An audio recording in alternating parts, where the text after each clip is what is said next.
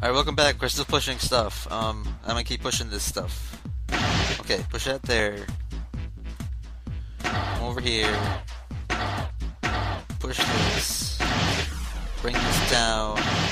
Go over here. And push. There you go. I'm done putting in the program. What do I do next? Just be quiet and watch. See? It's moving already. Oh, it moved the boxes. Awesome, let's push manager 5,000 just exactly what those will do and line up the crates. Right now we can reach the coffin. We just need to climb those crates over by the fence. To the fence. I don't care about the handrail. To the fence.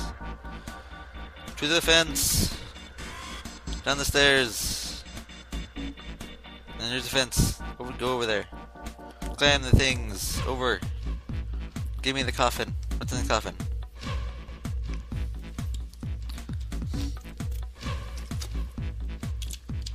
They walk slowly towards the crate of crates into the game of the coffin.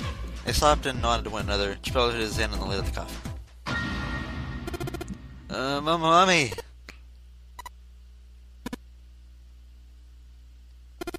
Just kidding. He smirked heartily at his own joke. Chappelle grumbled and shook his head. Whatever, just open it. Chappelle was there to remind Santa that he could have opened a long time ago if Santa had interrupted, and quickly threw open the lid of the coffin. They peered inside. Contrary to what they expected, the inside of the coffin was quite large. It was mostly empty, but not completely so. Laying on the bottom was a rusty key. Next to the key was a gun. A golden gun. What is this, Call of Duty? Some prestige stuff here? Come on. I don't think they actually made guns out of gold, ever. Well, I know somebody did, like a rich person probably did sometime in history, but that's not the point. What's the point of golden guns? They're kind of bad and stuff. There's no point of them, actually. Whatever. It's a gun. Yeah. A revolver. Looks pretty old. I wonder if this is a replica? Sheldon reached out slowly and cautiously picked up the revolver. In his hand it felt heavy. Check the cylinder. There are 6 bullets. Never seen a real gun, or even a real bullet before. He couldn't tell if these were real or not. The barrel was rifled and nothing seemed to be blocking it. It said the gun was a very old one. However, it appeared to have been well maintained. It was a real gun. Chappelle thought it was more likely functioned perfectly. If it was real. Holding the gun made Chappelle feel unpleasant. Carefully, he placed it back in the coffin. Not gonna take it? Of course not. Well, something like this is gonna cause more trouble. It's a weapon that gives one person a huge advantage. Something like that would be way too dangerous to have around. We're in enough danger already. Yeah, I suppose you're right. Maybe easier to put this gun here, hoping that something like that might happen. In other words, we put this here to make us fight each other. In that case, we should most certainly leave it here. I, for one, have no desire to let Zero control me. There's not. They don't desire to be in Zero's control either. Okay, we have to figure it out. But you're still gonna leave that key in there, are you? Yeah, of course I'm not. I picked the rusty key and set the coffin back in place, but the gun back where they found it. We got a key, and it's all old looking and stuff. But whatever, we have the key now, so let's get out of here. And I don't want to see that gun again, because it's all goldy looking and it's stupid for a reason I explained, because it's not really like very useful or anything. But I don't really know much of guns, but I'm pretty sure that's kind of stupid to have, but whatever. And through the door. Put the key in here, and yes, then they did it. Let's go. Yay! Looks like it's open, Jumpy. I see. This key should open the door. Hey, what are you waiting for? Let's go. Yes, it's opening. If there's one thing, I swear Chappelle just like monologues like everything that's happening. It's like, you put a key in the door, oh, it's opening for like the 3rd time. I mean, come on. I don't know. It seems kind of redundant. The hallway that left the cargo room headed straight towards the stern. Joe and the other proceeded down it silently. Some distance along it, a large room opened up on the left-hand side. It looked familiar. An iron grate covered each of the elevators. Chappelle and his companion drew to a stop and began to discuss what their next move would be. We've seen this elevator before. We got off the one on the left this while ago. Went through the number door 6 and then took us to the engine room. Because after that we passed through the cargo room. Now we're back here. Now the bridge made a loop. We're back at where we started. Jeff pushed the elevator. Gently he pushed the triangular button on the wall next to it. A moment passed. And there was the elevator. The elevator door opened.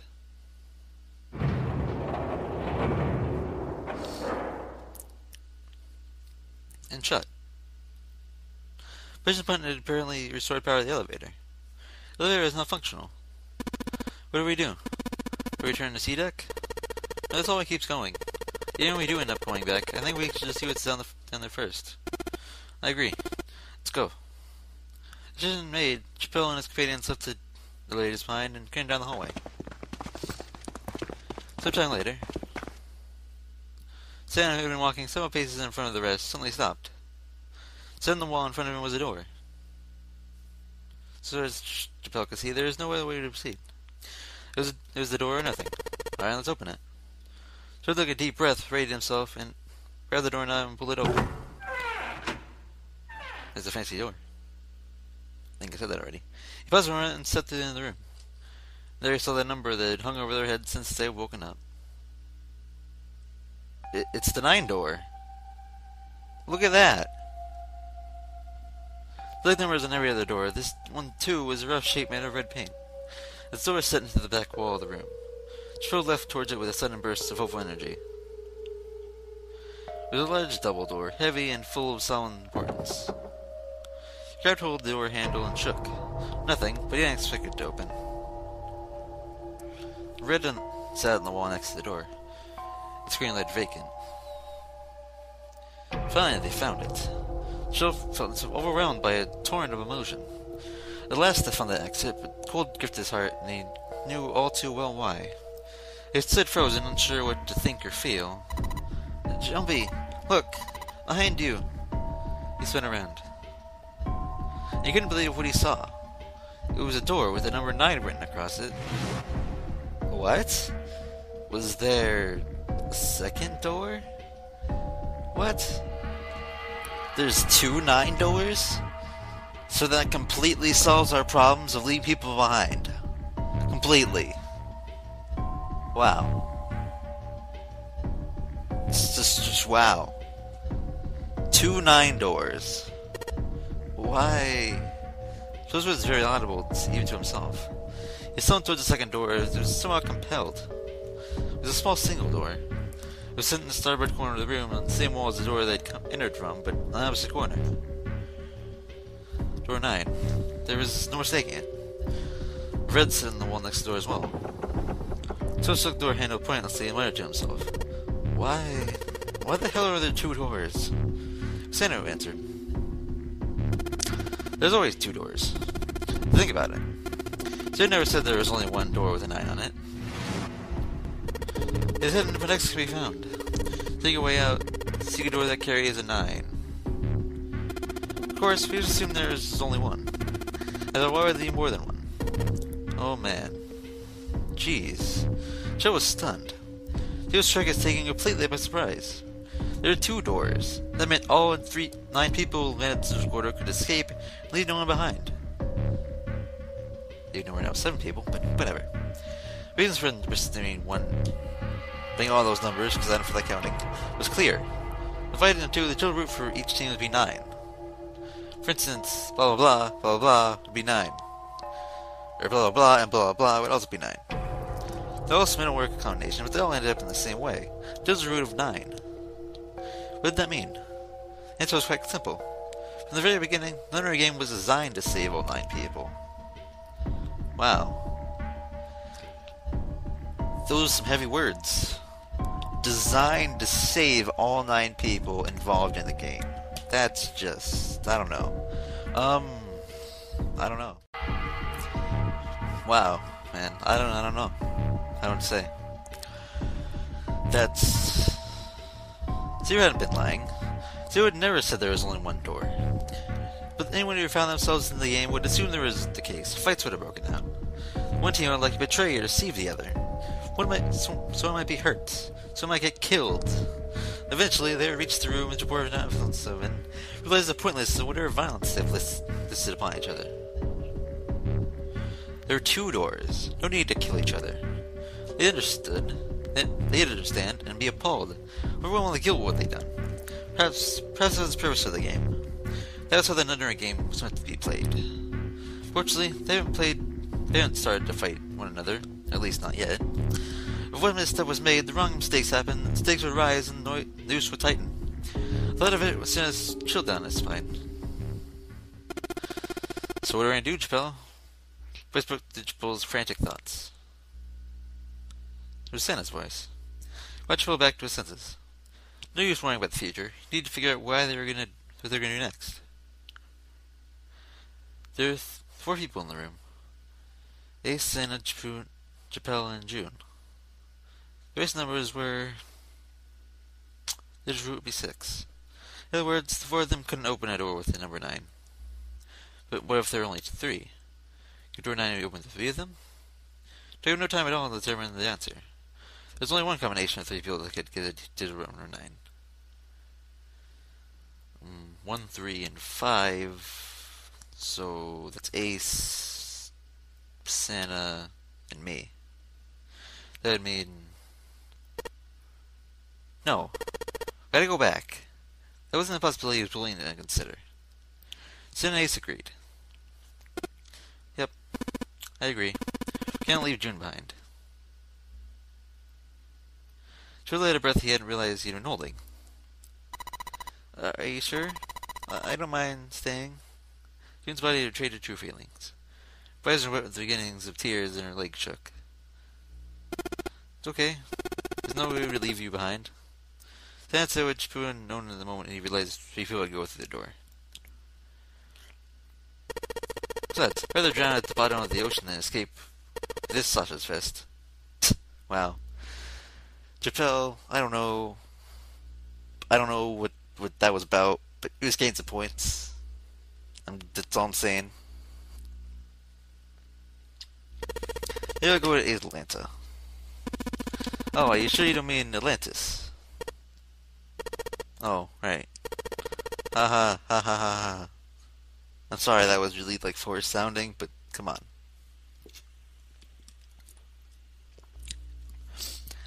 Perhaps it was a sudden reassurance that no one led to be June behind, but Chappelle laughed harder than he had in some time. Santa and Ace smiled. You guys... June blinked tears from her eyes and bit her lip. She didn't seem to know what to say. Very well, let's head back to C deck then. We may as well take the elevator we passed earlier. Perhaps Clover, 7, and Lotus will have turned in door 1.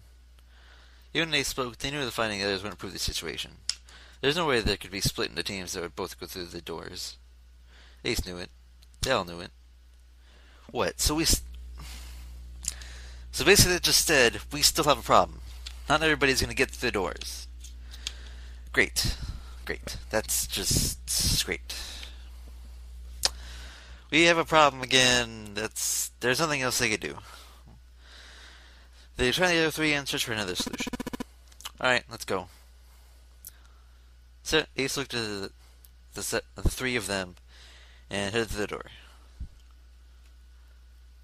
Santa and June followed. Chappelle started towards the door, then stopped. He too busy with the other concerns to notice the room itself. It didn't seem terribly important now, but what exactly was it? Chappelle looked around the room for first time noticing the things that weren't doors with 9 on them. Red carpet ran between the 2 columns, wooden benches that ran the length of the room. The carpet began at the large set of double doors and ran towards the bow, Chappelle wasn't sure. The altar of some kind. Was it an altar, perhaps? There was a small rectangular cove at the end of the carpet, and inside the cove was a raised platform. Resting on the platform was a coffin. A coffin. A coffin. Whether there was a coffin ring in a place like that. Before Chappelle had time to answer that question. Hey, Chappelle. How are you doing? Let's move. Sam's voice echoed from the hall outside. Alright, okay. Right there. Hold on. Joel turned on his heel and left the quiet, somber room. Knock, knock.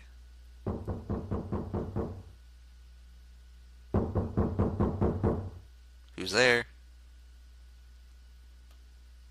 Is it a bad joke?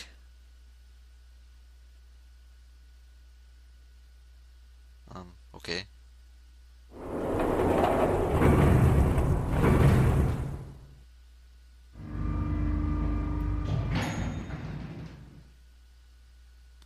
Took the ladder up to C deck. Once there, they headed back towards the main hall and towards the central staircase. It didn't take them long.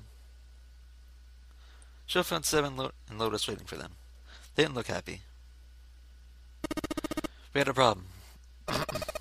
Clover is gone. What?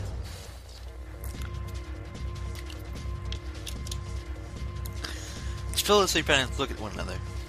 They turned back to Seven and Lotus. What do you mean gone? Ace, Santa, Ace, and June had their own questions to ask. When? Why?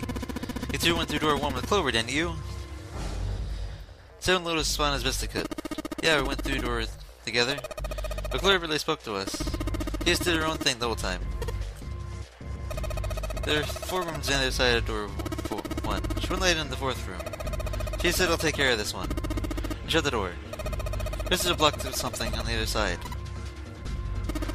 Waited for a while, but Clover didn't come out. We called to her, but she didn't answer. We kicked down the door and went into the room. But it was empty. Clover wasn't there. There was a door on the other wall. It was open. Figured she opened the door and left by herself. Ran after her, of course, but obviously we didn't find her. Figured that much out. Clover's gone. Joe thought for a moment. When did this happen? Right here just for you. It's only of excellent timing. See, I haven't searched anywhere other than near the staircase. No, we haven't. Finally, Ace spoke. We had a resolving concern. Very well then, we best separate and look for Clover. We ain't much time left. Let's begin. There were quick nods all around, and the 6 remaining players spread out.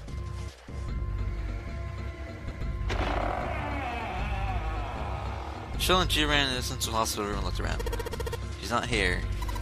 No, she isn't. They searched a little longer, but with no luck. They couldn't find Clover. Finally, they gave up and left the central hospital room.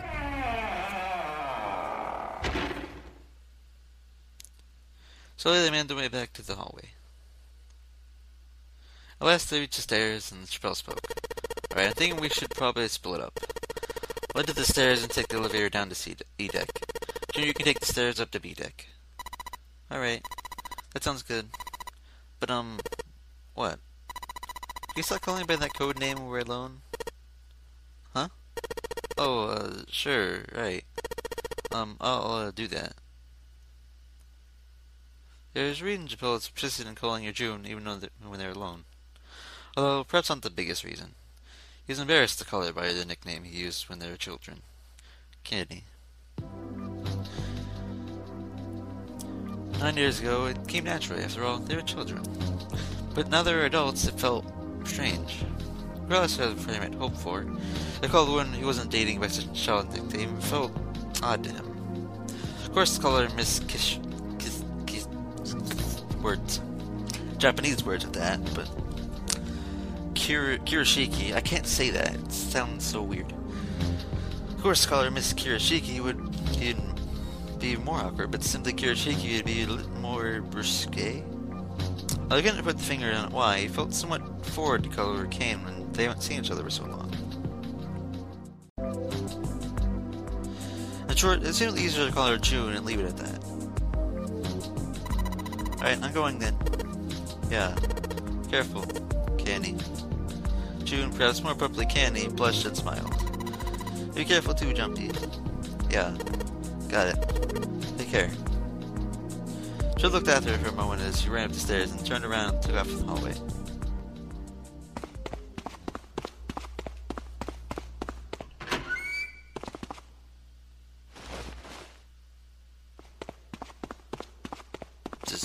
book it to the elevator, why not? Never.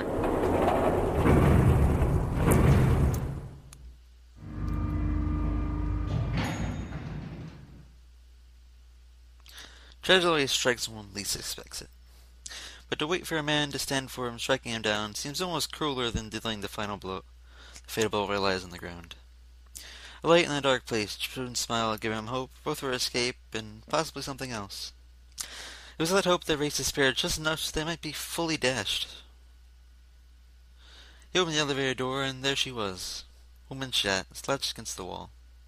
Lotus. Chip felt his blood turn to ice. Body was limp, and her skin smooth and pale as always. It was covered in bright red blood. Chip felt his chest contract. He couldn't breathe, and his legs began to shake. A slow, cold drop of sweat trickled down his back. He felt his stomach somersault. Chip's mind went blank. All thoughts replaced with endless hissing white. Driven by more of the little red instincts, he slowly began to walk towards Lotus. Slowly. Each slow movement of his stiff limbs brought him closer to her corpse. Finally, he stood next to her. Erotically, he bent down and put her hand against her neck. There was no pulse. No rise and fall of the breathing. She was slightly warm. Something, somewhere in Chappelle's shaken mind, told him that meant she had been killed recently. Yes, Chappelle thought, his mind slowly returning, she'd been killed. Someone had killed her. There was a deep cut in the left side of her chest. Blood sluiced from her, she clearly had heard stop beating sometime. If it was a knife, then? Perhaps she had been stabbed in the heart once. She hadn't died immediately. Take little comfort from knowing she had suffered little. Only then Chappelle noticed. Lotus' bracelet was gone. Lastly, let's discuss how to remove the bracelets. Only two ways to do so. One, you escape the ship. Two, your heart rate reaches 0. In other words, once the bracelet is taken out from outside the console in the ship, or takes to where his heartbeat has fallen to 0, it will likely shut down. Is that why the killer had ended Lotus' life? So that they might have the number 8 bracelet? That was true, and the killer was whichever one of the 8 bracelet. Perhaps more likely, the person who would gain the most by attaining the number 8. Who was that? Who would benefit the most from the number 8 bracelet? He only had in Chappelle's mind when he heard a noise. A sound like a sharp knife cutting through wet meat. It struck him as strange that the noise came from inside his own body. A moment later, the pain hit him. It wasn't merely pain, there was heat, extreme heat as well. He felt as though the iron had flashed against the inside of his body. Finally, his brain made the connection. He had been stabbed. But where? His body was quickly going numb. He couldn't tell where the knife had met his flesh.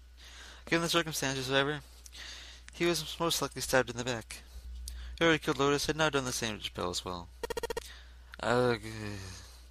This is more than weak groan. What little strength he had left, Chappelle turned his body, trying to catch a glimpse of his attacker.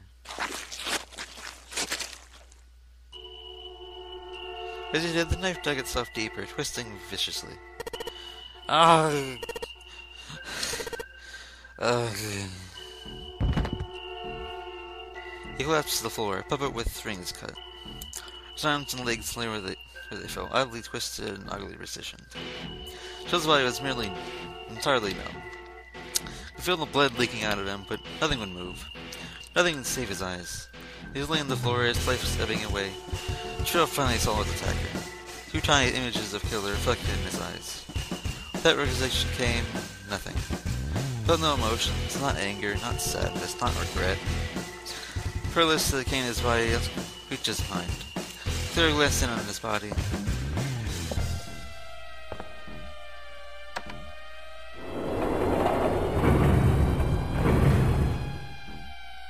Then, without a word, climbed the elevator and was gone. As it began to fade, the world grew blurry and began to dissolve into empty white fog. The fog crept to the edge of his mind, and worked inscrutably inward. Soon it swallowed the last that remained in Chappelle's mind, and his consciousness left him. There was nothing more. Utter emptiness, he fell into 0. Whoever Chappelle had been was gone.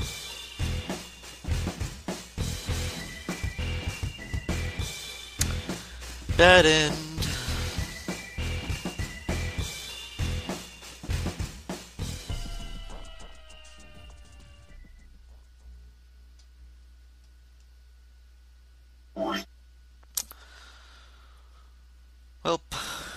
We got stabbed. And we died. Yeah. So anyway,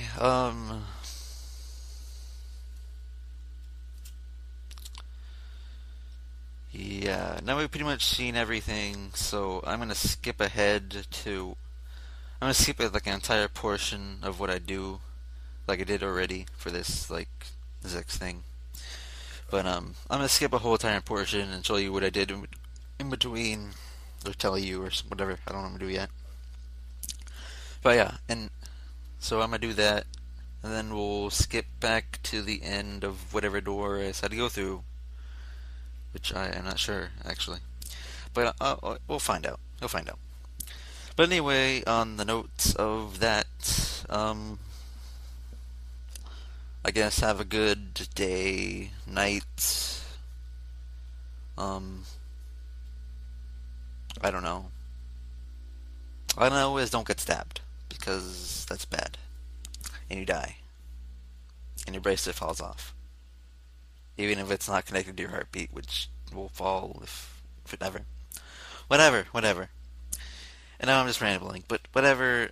Um, yeah. So don't get stabbed, and that's all I have to say. So next time we come back for more stuff. Yeah.